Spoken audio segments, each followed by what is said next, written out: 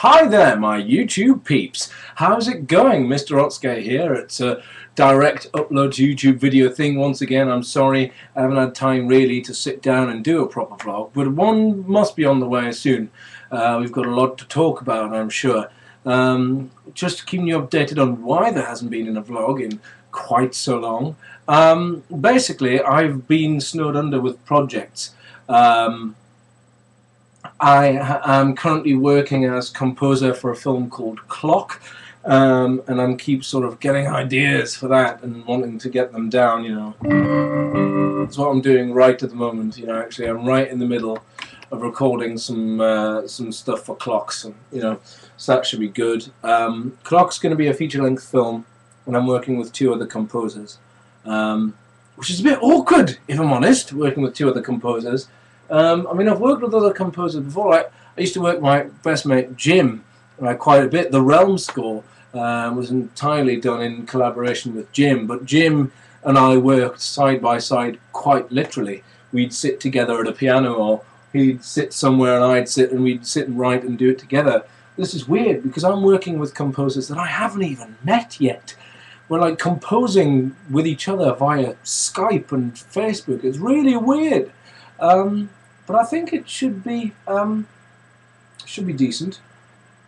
So yeah, on that note, Jordan Riley and Cal Fraser, if you ever see this, big love to the both of you, despite the fact that we've never actually met. Director of that film is Jimmy Joe Thompson, otherwise known as Green Woodpecker Films here on YouTube. I recommend you check him out. He's very, very good.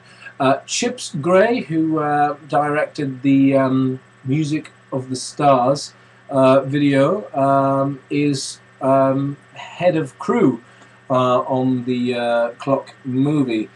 Aside from that, I'm working on a few little bits and pieces for media students. That keeps me busy. I enjoy that. You know, the media students and film production students are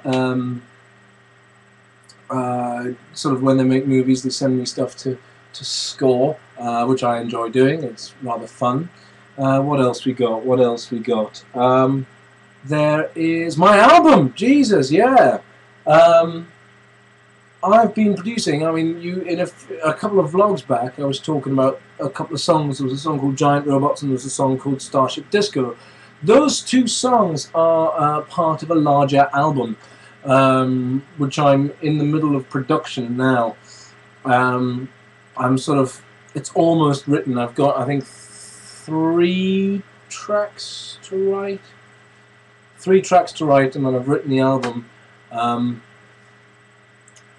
which should be fun. I'll put a link down there because I've got all of the work in progress tracks of the album on SoundCloud as a set. So I'll put in the description box a link to the album on SoundCloud. Yeah, it's a weird one.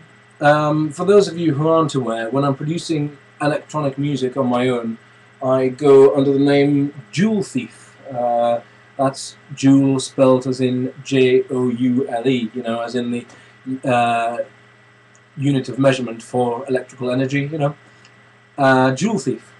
Basically because I thought it was pretty cool. Joule Thief, spelled that way. It's electronic based. And for those of you who don't know electronic jargon, a Joule Thief is a real thing. A Joule Thief is a device that is able to sort of suck the last sort of dregs of energy from a power source.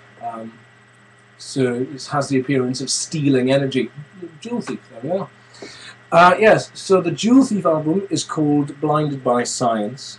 It doesn't take a genius to work out that the title is in fact an homage to one of my complete idols, the singular Mr. Thomas Dolby. For Thomas Dolby fans, that'll be a little bit of an in-joke, because there was like a best-of album called The Singular Thomas Dolby, which is good, I suppose. Personally, I prefer Retrospectacle, because I thought that was a cooler name. But anyway, yeah, so there's that. Sort of desperately trying to get my studio together simultaneously. I've still got keyboards and stuff all over the place. It's a bit mad. Sort of, yeah, I'm trying to think. Oh yeah, look at that. Shitty handwriting. Lyrics, yeah. There's a song going to be on the album called On the Run Again, and that is right there. That it. You're not even. I'm going to wave it around so you can't read it because that would be a sneak preview. But that is the chorus to On the Run Again. It's all very exciting. For anyone who's interested, I may have some stuff to sell. Actually, I feel like I'm speaking really quickly and just trying to get through this. I have an original Telefunken reel-to-reel tape recorder from the 1950s. I don't know the exact date.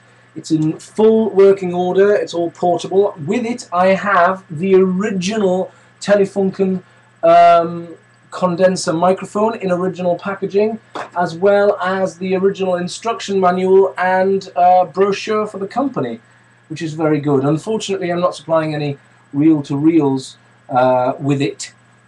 But if anyone wants to make me an offer on that as a bundle, that would be great. I won't accept anything for the whole lot, really. I don't think I'll be wanting to accept anything less than £50. Yeah. There we are. So there's that. I've probably got some other shit. Oh, that's what else I've been doing. I'm going to sort of divert this light for a second. For working on my albums and things, I've been trying to build a modular synthesizer.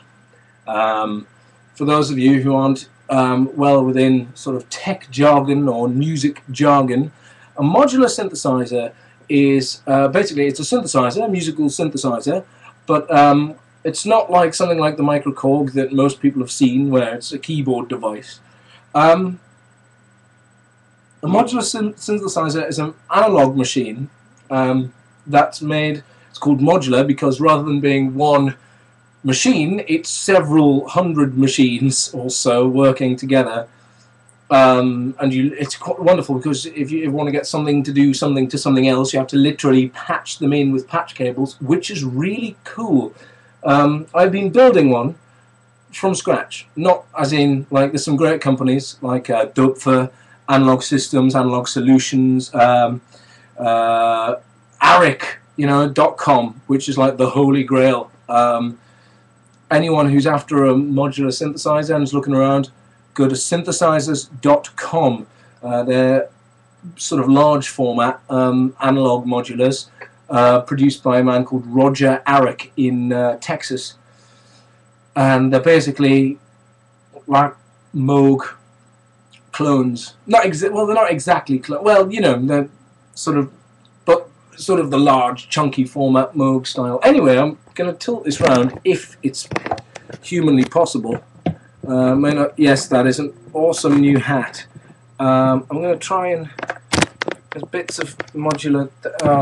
It's not going to work, unfortunately, because I've got so many bloody leads and cables plugged into this thing.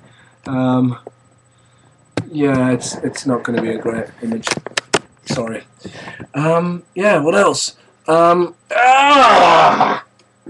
In terms of producing electronic music, I'm also in a band called Phantom Circuit with a friend of mine called Enzo Bivona, which is really annoying because he's got a much cooler name than I have. I'm also right now in a a jazz trio. We're currently calling ourselves Heavy Weather, but we don't have anything really sorted yet. I'm going to be on a commercially available album, which is quite cool. I wrote a song last year called Are the Stars Out Tonight? It's also on SoundCloud. And it's quite a pleasant song, smooth jazz, easy listening sort of stuff. And I was approached by a man called Andy Smith, who's setting up a record label at the minute called Push Puzzle Records. And they're producing their first sort of album, or EP, I think, rather, as like a studio showcase, to try and showcase who they've got. And they want me. So I was in the studio, not this week, last week, for about 2 days, recording Are the Stars Out Tonight. I don't know when that CD is going to be coming out, but I will keep you posted on that. I will also, that just reminds me, the Blinded by Science album I'm going to try and get released on Push Puzzle Records. I don't think I've got anything else to say. We've just gone over 10 minutes. If you've stayed to the end of this, you are a real trooper, and I have to go. Owl owl, everybody.